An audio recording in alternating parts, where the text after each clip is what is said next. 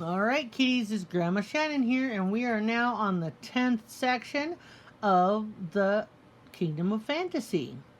And on the last one, they went into the Kingdom of the Giants and they found out that there's only one giant left, and he's very lonely. This chapter is called Bathrooms All Over the Place. The giant patted the falcon's wing. Then he went on with his story. I live in an immense mansion, he said. It's so big it would take me a whole month to sleep in every room. And forget about the bathrooms. They're all over the place. Wow, the giant's palace sounded fab mouse. I was dying to take a nice hot bath. The word bathroom made me daydream about cheese-scented bubble baths. Suddenly the giant burst into tears. Nothing like a few tears to burst your bubble.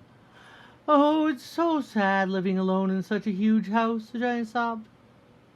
I've lost everything. My family, my friends, even my name. Just then I remembered something. A word was engraved beneath the amethyst. I told the giant what it was. The giant liked the name very much. So this is the giant's name, but it's written in code. Now you aren't alone anymore, friend, I said. You can join us. You can be part of the Order of the Fairy Queen. Everyone cheered. The giant was so thrilled that he gave me a hug. I tried not to pay attention to the bones crunching under my fur. To celebrate our newest member, I decided to tell a story. It was a nice story about giants, and this is how it went. Ooh, this is a long one. This one's called Brains Over Brawn, an Irish legend. In Ireland there lived a giant who was known for his great strength. His name was Finn McCool. One day, another giant, named Cuchulainn, who thought he was the strongest giant in the world, came to Finn's village. Cuchulainn had a secret. His strength was concentrated in the index finger of his right hand. The giant yelled out, Finn McCool, where are you? I'm here to challenge you. Finn was worried, but his wife, Unog, said, Don't worry about it. I'll think of a way to take care of Cuchulainn. Finn shook his head.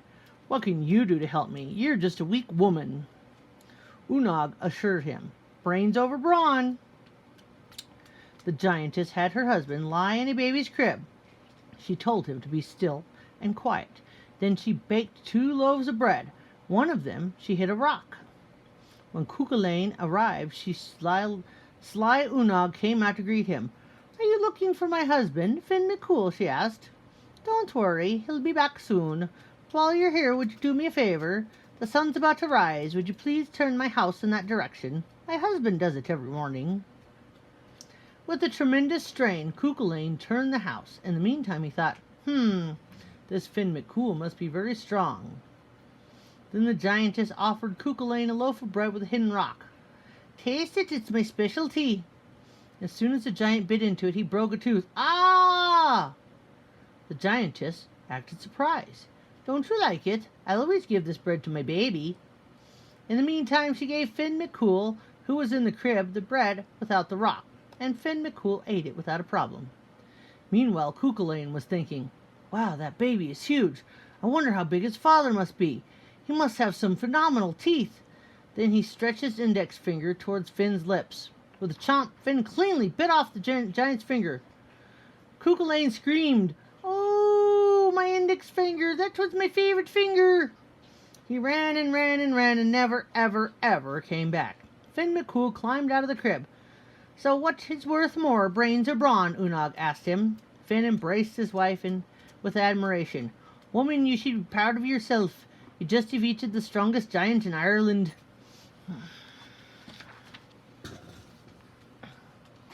Avalanche! Just as I finished my story, the mountain began to tremble. I heard a distant sound of thunder. Avalanche! Shouted the giant. Holy cheese! A raging ball of snow was headed right toward us. The giant scooped us up. Seconds later, he carried us through the diamond door. The door to the kingdom of the fairies. Ooh, what a beautiful sight. The rose of 1,000 petals. At last, we had reached the kingdom of the fairies. I was so excited I felt like squeaking. Instead, I listened to the music box. It chimed out the music note B. The diamond on the music box lit up with pure white light.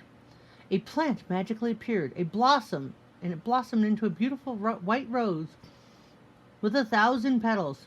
In the center of the rose appeared the map of the Kingdom of Fairies. Now this tells you about the Kingdom of Fairies. And there's the map. The rose of 1,000 petals, glittering lake, woods of goodness, pretty shade plain, pink forest, tooth fairy's manor, turquoise house, flowery mountain, sweet-smelling woods, fountain of youth, rare glade, house of the sun and the moon, the house that sings, the whistling woods, the silver abyss, fairy godmother's tower. Let's see, where's that? There's that right there in the middle. Silver-voiced nightingales, mountain of sweet dreams, the valley of the blue unicorns. That's over here in the trees. The mountain of secrets, the gazebo of love, the crystal castle, Pegasus Rock, Sweetwater Lake, Forest of the Nymphs, and Petal Way. That's just a nice little path over here. The Fountain of Youth. We followed the map to the Fountain of Youth. It was a magical waterfall surrounded by golden rocks. According to legend, anyone who drank the water would become young again. I thought about what it was like to be a baby mouselet before I took my first steps, before I learned how to squeak, before I read my first newspaper. I must have been bored out of my fur. Plus, as a baby, I couldn't even enjoy a nice slice of my favorite yummy cheddar pizza. I was stuck drinking cheese from a bottle. I don't think I'd like to be young again, I said, patting my fur. I like me just the way I am, whiskers and all. King Factual nodded, stroking his beard. I'm with you in that, Knight. Now here's the sign. It says to decipher it, go to the back page. And there's the Fountain of Youth they're looking at, but they don't want to drink it. They don't want to be young again. The Valley of the Blue Unicorns. We began walking again. Before long, we reached the Valley of the Blue Unicorns. I saw a horse with blue fur and a silver horn on its forehead. It's a unicorn, I squeaked excitedly. Hello, my name is Quicksilver, he said. Have you come to sing for the Queen of the Fairies? If so, you must hurry. Cackle, the Queen of the Witches, is on her way. Scribblehopper sighed. Sir Geronimo, I don't think I can hop another step, he said with a yawn, and the others nodded in agreement. Quicksilver seemed to understand. With a nod of his head, he summoned all the other unicorns who lived in the valley. We'll take you there. Get on our backs, he said. Each member of the Order of the Fairy Queen climbed on the unicorns. The unicorns had such wonderful names. Blue Arrow, Swift Wind, Golden Hoof, Bushy Tail, Wings of Breeze, Fine Horn, Fluffy Cloud, and Magical Mane. There he is, riding the unicorn. I climbed onto Quicksilver and we took off. We crossed through the Pretty Shade Plain. Then we headed through Flowery Mountain. I felt like I was in the middle of the world's biggest flower shop. Near the house of the sun and the moon, we spotted another beautiful sight. Flocks of nightingales flew overhead. Just then, I saw a white horse flying in the sky. It was Pegasus. Do you know who he is? He's a horse with wings. So there's the nightingale, there's a house of the sun and moon, and the winged horse. I was still watching the horse when I noticed something else in the sky. It was a mysterious green fog. It filled the air. I wondered what it could be, but there was no time to think about it. We had reached the sweet-smelling woods. I thanked Quicksilver, then hopped off his back. The mysterious green fog. The sun was setting just as we reached the Crystal Castle. Too bad I could barely see my own whiskers. No, I wasn't going blind. The mysterious green fog was getting thicker and thicker.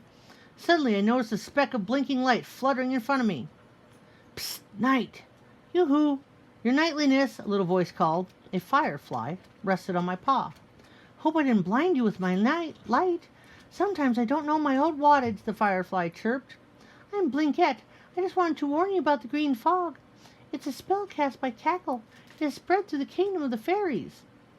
I was confused. A spell? Cackle? Blinkette explained that one night, when the moon was full, the Queen of the Witches stirred up an evil potion in her cauldron. It was made of 1,000 rare ingredients. Holy cheese, so that's what she'd been boiling in her That's what had been boiling in the cauldron near Cackle's throne. It was the mysterious green fog. Blinkette listed the ingredients: white bat wings, sand viper scales, vampire teeth, mandrake root, tarantula legs. What a complicated recipe. I guess Cackle was gourmet in poisons. The green fog has surrounded the crystal castle, Blinket continued.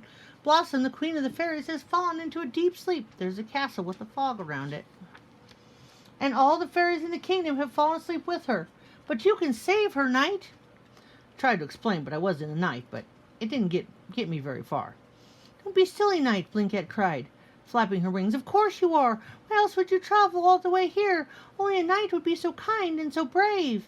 Well, couldn't argue with the kind part. I'm a gentle mouse, but I thought I'd keep quiet about the brave thing. After all, I was frightened by my own shadow. To show kindness, I asked Blinket to join us, and she agreed immediately. Long live the order of the Fairy Queen, we shouted together. There's Cackle making the potion, and there's the mouse imagining himself being a knight. And we are going to stop right there.